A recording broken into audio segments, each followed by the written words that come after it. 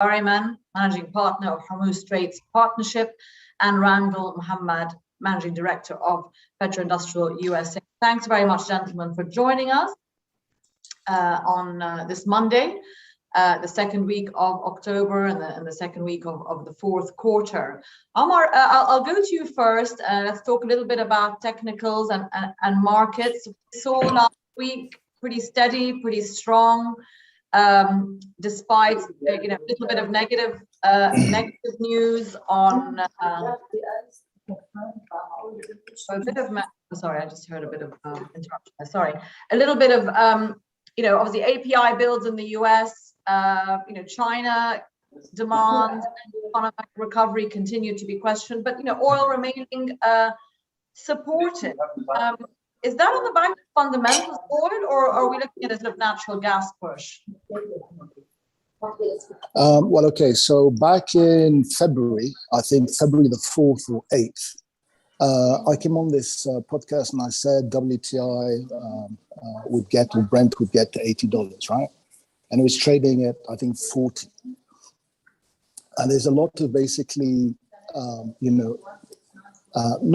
people who don't kind of understand that things don't happen. It's not a day-by-day thing. So it's not because the APIs did this or China did that. It's a much kind of broader picture. The latest, and it's not natural gas, and it's not natural gas, but the latest picture is basically big companies like Gunvor, Trafigura, Vitol, and banks like Citibank, who all came out at the beginning of the year and all were saying, things are never going to be the same again. Oil is not going to recover. There won't be a recovery. It's going to take years. And now what basically the market and other people are finding out is that they were extremely short the market. So they were basically telling, they were talking their book. In other words, they were saying, we think that this is going down and we think, and they were massively short. So now that the market's come up, they're having like these ginormous margin calls in the billions of dollars. And that's, again, a kind of warning or something that people should be aware of. People like to basically sell stuff.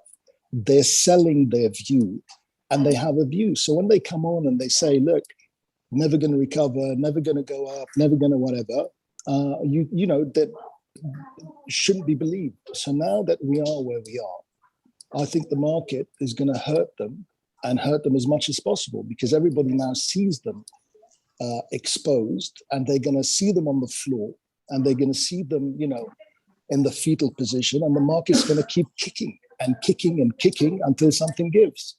And I mean, would you say when they made that short call, let's say early in the year, and contrary to yours, and I think we have a nice recording to put you on the record as you've been right so far anyway, and we'll play that in a minute. But I mean, in January, February, when those big trading houses and banks, as you said, they were shorting and sort of want their viewpoint to materialize. But still, they took a decision, right? And was that decision based on the fact that they were not confident about demand recovering as it has? I mean, was it based on a fundamental belief that, No, I think basically the way that these companies do their stuff, these big companies, they don't actually trade as such. They don't take a view. It's much more nuanced. So basically what they do is they optimize. So basically what they do is they look at stuff that's been happening the same way for a period of years, like a decade, like a spread between something and something else, which has always been between, this point and that point. And this year, it's actually massively blown out. So the stuff that they were used to doing has basically hurt them terribly because, like how you have, these confidence intervals and you can say 95% you're within this and 5%. So it's gone to such an extreme that they can't, it's not something that they've ever seen before. It's something totally new. It's like these, quote unquote, black swan events and, what Nassim Taleb talks about. So that's what's happened. So it's not that they took a view based on fundamentals to short. It's that they've been doing the same thing over and over again for a long period of time. And they were trying to sell the market this idea that, still it's going to be the same. We're going to recover, but that's it. We're not going to recover more. Now we're going to fall. We have to worry about the future and all this kind of stuff. And the market just pushed up against them and went the other way. And I think now the market realizes this, and I think they're really going to hurt them. I mean, it wouldn't surprise me to see somebody as massive as Gunvor have some serious issues and maybe even go belly up, because when you see this kind of stuff, it's not like free money, but that if you push it, they're going to have to close positions. They're going to have to come in and buy. So let's see if somebody steps in front of them. Yeah, well, let's see what happens. We'll watch that. I mean, there's a screenshot from February, our show, which you were on, Omar, and at the time, Brent was. I think it has a long way to go. I think it wouldn't surprise me to see like $80 Brent and all this kind of stuff. And over what sort of time horizon? This year, just to get people kind of have the reaction that we're looking for. Well, there you go. So that was in February when Brent was already kind of showing a nice little recovery in the new year, earlier than people expected. And they're like, oh, it's hit 60 and Omar. So luckily for BB Energy, I think they've made the right call for the year. Let's see how the others fare. Thanks, Omar. We'll come back to you to talk a bit about where you see the future direction of prices as well. Bora, I'll go to you, please, on that sort of price, let's say, recovery that we've seen this year, and it has probably surprised a lot of people, particularly in the last month or so. In terms of, let's just talk a little bit specifically about tankers. We've seen the shipping market, obviously have its challenges this year, not container shipping, but tanker shipping and, obviously transport for fuels. Are we going to see a nice little recovery in the fourth quarter now that we've seen such positive news on the oil price front and demand? Look, I haven't been following the tanker market very closely, but clearly demand is moving ahead. There is clearly a growth in all the major economies. But I would say that perhaps we've had our major bounce from the disastrous COVID recession of 2020. So we've seen these massive growth spikes, but I don't necessarily see growth accelerating from here. And the US jobs report from September that you would have noted last week, being almost 50% below expectations, is in line with that view of a moderating growth outlook. So hopefully we see the sustained growth, but I wouldn't say that it's going to push us upward into sort of orbit or anything like that. The Fed is probably counting on the same. Q4 and Q1 will be critical to validating, their narrative about watching accelerating growth and keeping rates low. And we just have to see, that inflationary pressure, right? Growth, meaning profits, may stay relatively stable, but then costs. Yeah. Well, I wanted to ask other about risks that. to focus on. We have, let's talk a bit about costs. Wage inflation is one of those big costs that is preoccupying a lot of big companies now going forward. It's been creeping in along with other inflating prices, let's say. But wage inflation, cost of materials, cost of commodities, etc., are obviously going to factor into companies' plans. So, Bora, just to stay with you on that, how much do you think that may derail their hopes for continued recovery, if you like, of their balance sheets, corporates, whether they're banks, whether they're oil companies? How much is that going to factor in this sort of wage inflation and clear recognition that that's here now?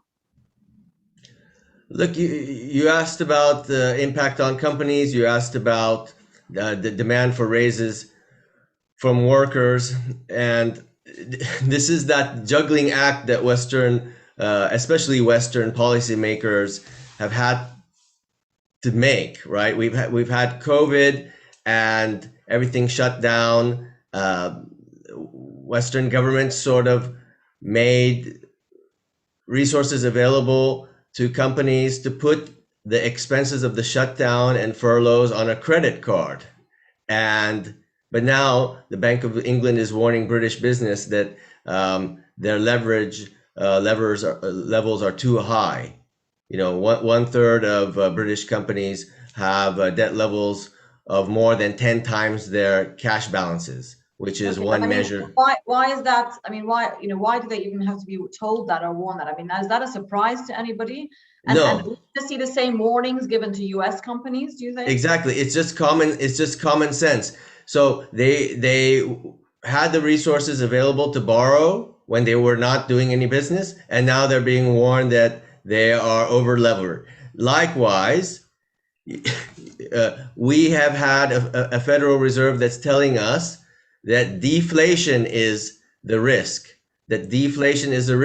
So the policy has been inflationary.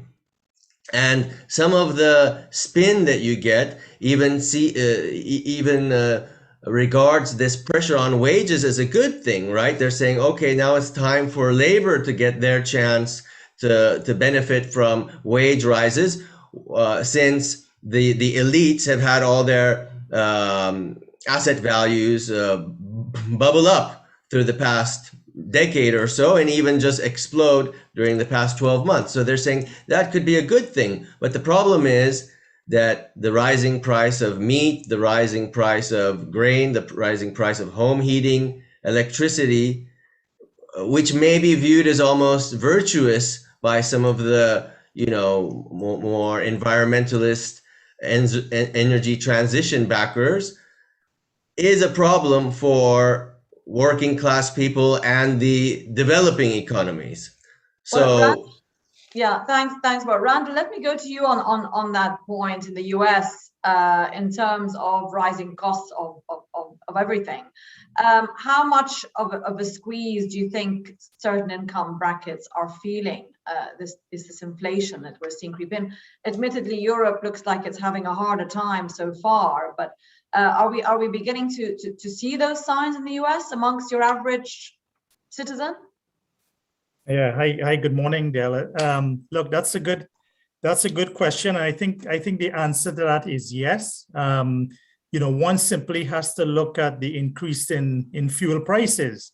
For example, we have seen prices at the pump escalate by 50+% since last year, and of course that is going to have a direct impact on the average man. It's going to have a direct impact on transportation. And that is going to have a direct impact on all goods and services. Would you agree with the latest revisions this morning? I think Standard Chartered, one of the banks, had revised US economic growth forecast for this year and next slightly. I mean, 0.1% or something. But again, they've been prompted to do that. Is there a little bit of caution now being put to this sort of recovery that we've seen so far? Yeah, I think so. You have to remember that a lot of that stimulus money will come to an end shortly. So that definitely is going to have an impact. But, I think, Della, we've moved, we've moved from sort of a services oriented expenditure into goods expenditure, especially during the pandemic. When people weren't allowed to go out, they sat at home and they were able to purchase goods over the internet. And with the supply crunch that is upon us, those goods have become a lot more expensive. In fact, the retailers are warning that Christmas trees are going to be in shortage this year. And the Christmas trees that you're able to purchase are going to be 3 times the price that you paid. They're already expensive enough, yeah. Exactly, in 2019. So look, that is definitely going to have a curtailment on consumer expenditure. And of course, higher fuel prices definitely will impact on expenditure. I think people will be less inclined to simply jump in their vehicles and drive and go and see family, for example. Okay, well, let's just jump across to Asia. Omar, I want to go to you just to talk a little bit about fuel prices and jet. We've seen this week some announcements out from Singapore. We're opening up, welcome tourists, after a very, very strict lockdown the last 18 months. Singapore, et cetera. Australia's kind of planning to open up. Malaysia. We're seeing Asia open up a bit more, following Europe and the US. So how is that impacting forecasts for jet fuel, for example, assuming that airline travel is going to increase? So jet prices actually spiked the week before last. They spiked massively. And they'll continue to basically rise because you've had various companies. I think the last time I also said that Pacific, was it Pacific? I can't remember the one in Asia, and they said that they were running at about 5% of what they did in 2019. Now, somebody's running at 5% of what they did in 2019. You can either bet that the 5% will go up or the 5% will go to zero. I mean, that's a silly bet, right? You bet it's going to go up, and that's what the market did, and that's what we will see. Now, all this stuff also, people have a lot of quote unquote disposable income, but, it'll be quite interesting to see, will people get in their vehicles and drive to see, friends and family, or will they buy a Christmas tree? Now, my bet is they're going to drive. I don't think they're going to buy that Christmas tree at 3 times the price, but they'll buy oil, even if it's 50% more expensive to it. It's still very cheap. Same with air travel. So I think basically what you're seeing, I think the important point is that what you're seeing is, again, something I talked about before, is a dislocation between demand and supply. It is not demand kind of trumping supply or supply not. No, it's a question of dislocation. So it's like if you were at a restaurant, right? You're sitting there are 4 tables, and you fired all your waiters, and then you hire one, and then basically everybody wants to eat, and he's got to run around. So it's a dislocation thing. It's not to do with not enough food or not enough people eating. So the market will eventually, realign and come back to normal levels. But again, I think that for now, there's momentum, there's blood in the water, as they were saying on the chat, and I think the market knows that, and the market will push because they know. I mean, there's nothing like knowing that if the price goes up, somebody is forced to buy. So then everybody just buys and they push it up. What about, thanks, Bora, just talking about buyers, China, obviously having its own power crisis at the moment. It's telling its coal pits and companies to sort of exceed their quotas if they can. All talk of sort of clean air has gone out the window for the time being, and its current power crisis. A little bit of positive news in China this week on this sort of economic policy of cracking down on various companies, which has arguably deflated a bit of the confidence in the economy, but they're easing some of the restrictions on tech companies, for example. But how much is that China demand factor still playing, Bora, on predictions for energy demand going forward? And do you see a more positive picture next year in 2022?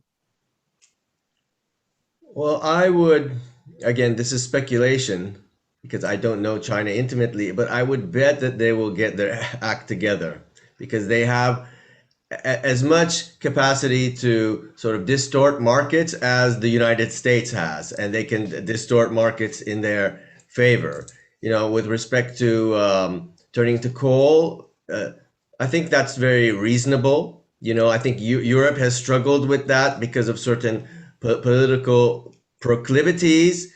They have had to sort of pile into natural gas, and they're having a spike in electricity prices because they're unable to take advantage of coal and nuclear, for that matter, as alternatives to cheap base load.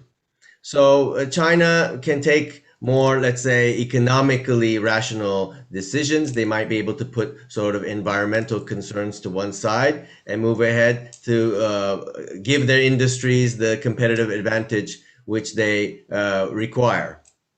So, yeah. Okay, you mentioned Europe and gas. Obviously, we've talked a lot about that this week and last week on the show. This pledge by Russia to possibly help Europe in the immediate term on gas supply. Do you think that's a realistic scenario? Well, I just looked at the front page this morning, and there's a little bit of a conditionality to that, isn't there? They're saying that we want to improve relationships because we can't be expected to be, increasing our commitments on gas to Europe if it's going to be sanctioned and the contract is going to be suspended. So they definitely want to sort of use this as a negotiating factor to improve relations to their advantage. Randall, just to go to you back to oil and US shale, we've seen that obviously ticking up nicely. A lot of people are questioning why it's not coming back more quickly, at least parts of it. We have an article today which is actually referring to the fact that US shale gas producers are now sort of saying, they might have to compete with Russian gas to supply part of the world. But how is the shale oil industry doing? And do you see any improvement in the next 6 months on that front? Or are we going to sort of tick along as we are? Sure. Look, as you correctly said, we've seen a sort of incremental increase in rig count. And to put things in perspective, you have to remember sort of pre-pandemic, I think around 2014, the rig count peaked at over 1,600. We're down to just about 438 or 433 rigs at the moment. And if we go all the way back to the 80s, that rig count was about 4,000 plus. So that's just put things into perspective. I said previously, we're creeping back into it. We're not rushing back into it as previously. And again, because, operators really want to focus on positive cash flow. They want to focus on returning shareholder capital. Okay, but now today, as we stand on $80 and with a very positive projection going forward on all accounts, aren't they confident enough now about their cash flow and their shareholder dividend return that they can plunge back into to increase production a bit more than they have been? Well, I think truthfully, the production is going to come from the reduction in drill but not completed wells. That's where you're seeing that incremental production coming from. We moved from 11.2 million barrels per day to about 11.5 million barrels per day. But that's significantly down from 13.2 million barrels per day. So that just shows you the incremental difference here, where we were in pre-pandemic to where we are today. And there was talk about sort of tapping into the SPR. And truthfully, I mean, if I was sitting in Congress, for example, my recommendation would be to actually stay away from that. Now, there's precedent, if you recall, back in the Clinton administration, and then in the Obama administration, they did tap into those SPRs. I think Obama withdrew about 30 million barrels because of the Libya crisis, but it's not the same today. And I don't propose that the United States gets into trying to balancing the market by withdrawing oil from the SPR, because the risk is how we're going to replace that crude oil in the SPR, especially when there's a shortage, there's a shortage today, but Bora, we had a couple of commentators on the last week saying by March, April of next year, even just the OPEC barrels alone that are planned will have the market back in balance, and we'll be back in positive inventory land, if you like. Would you agree with that? I mean, in terms of what's expected on demand, a lot of people are saying by second quarter, we could be in an oversupply situation. Well, I can imagine that's the case, right? And again, my view is that we are not going to have an accelerating growth, but we will maintain a steady but moderating growth outlook, which will bolster the Fed's position to keep rates low, because I think that's their ultimate sort of aim, is to keep rates low to make this whole paradigm feasible with all the government debt and corporate debts that's out there. So there's not much room to err on the side of being hawkish, i.e. raising rates. And hence there's an inflationary pressure, and that creates all that sort of supply chain issue and pressure on logistics, right? Yeah, well, inflation is being now touted as the only cure to this debt problem. That, you know, it's just going to cure itself, if you like, through that. Yes, but who has that debt problem are kind of the powerful interests. It's not sort of the Joe six-pack populist or the guy in Asia, Africa, who worries about the cost of heating and food, right? So there will be continue to have this kind of these tensions that we've seen throughout the past few years, I think, exacerbate themselves. And that indicates, in my view, interesting times for the traders because market conditions change. As Omar said, the sort of the gear that you've been cranking, the machine that you've been playing for the past decade isn't going to play the same tune. So you need to be able to be more nimble and adapt to volatility, changing market dynamics, interesting times. Yeah, I'm going to go to Omar in a couple of minutes just for a week ahead outlook and kind of get his take on also whether he thinks we're going to hit $100 by December, which is what one of our guests said earlier this week.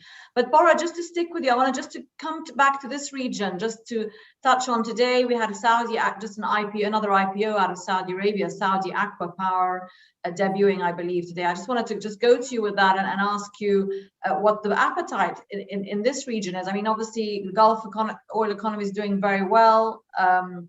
Obviously the outlook looks positive. Saudi Aqua Power following on from the Aramco IPO. How much need is there for these big companies to raise cash at the moment, and what's prompting them to do so?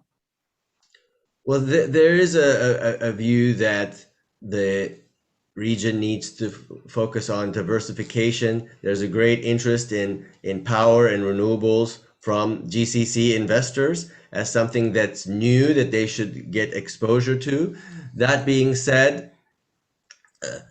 new means risk, right? Because it's untested, and certainly there will be new technologies with respect to transmission lines, with respect to renewable generation that may make legacy investments uncompetitive.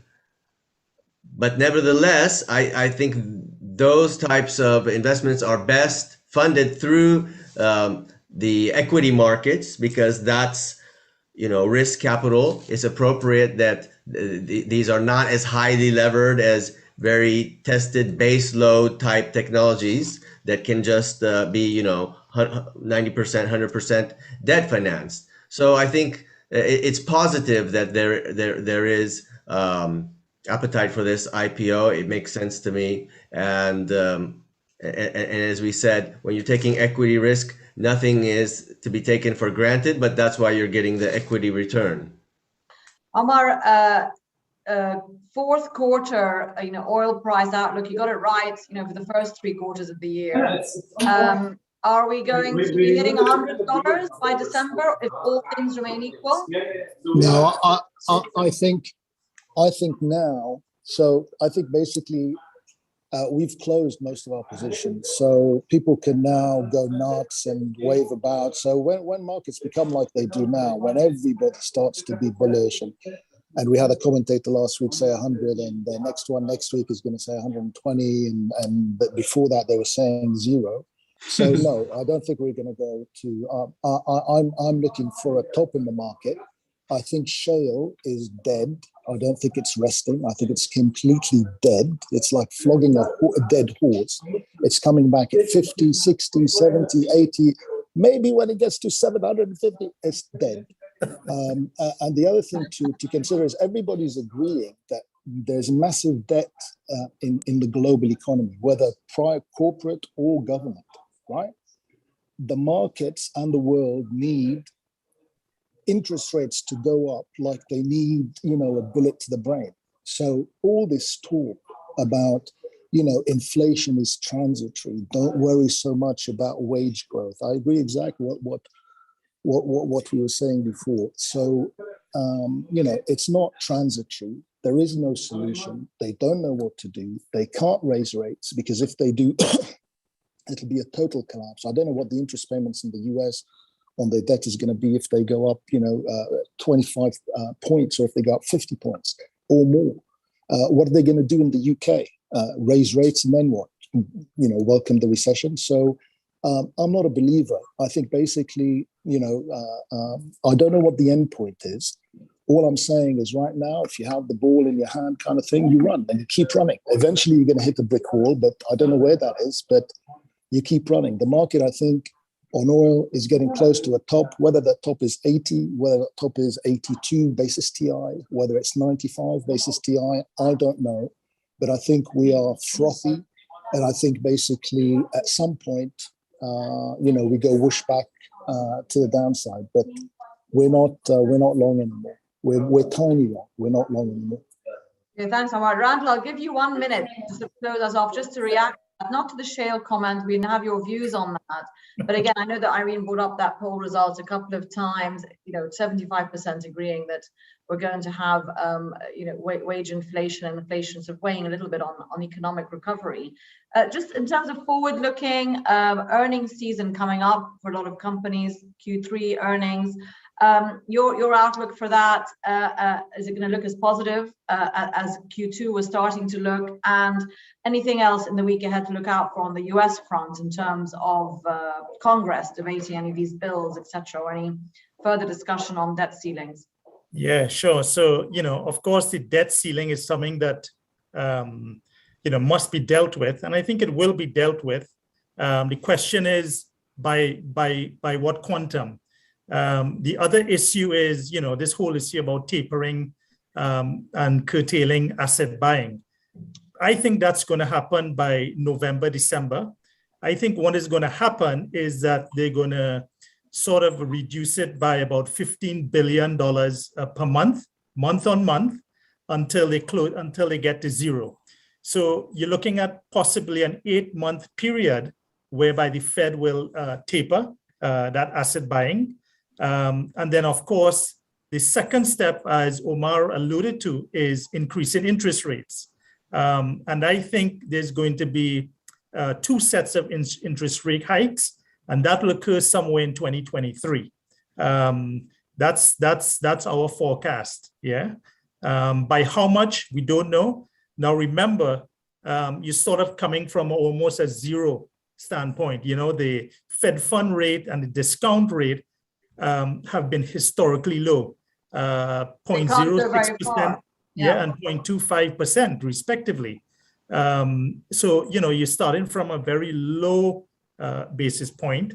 I couldn't tell you where it will go. Into negative, where it can go. I mean, it can't go. Well, I don't think. Yeah, I mean, I don't anticipate any negative rates at this point in time. I think we've passed that point. We've rounded that corner. As I mentioned to you earlier, the vaccination rate in the US has crossed 60%. So, according to Dr. Fauci, we've kind of rounding that corner. And I think for OPEC to keep using the virus, I think it's an excuse. If you ask me personally, they can't keep using the virus as an excuse to curtail production. I think OPEC has to release more oil onto the market because, demand is clearly come back.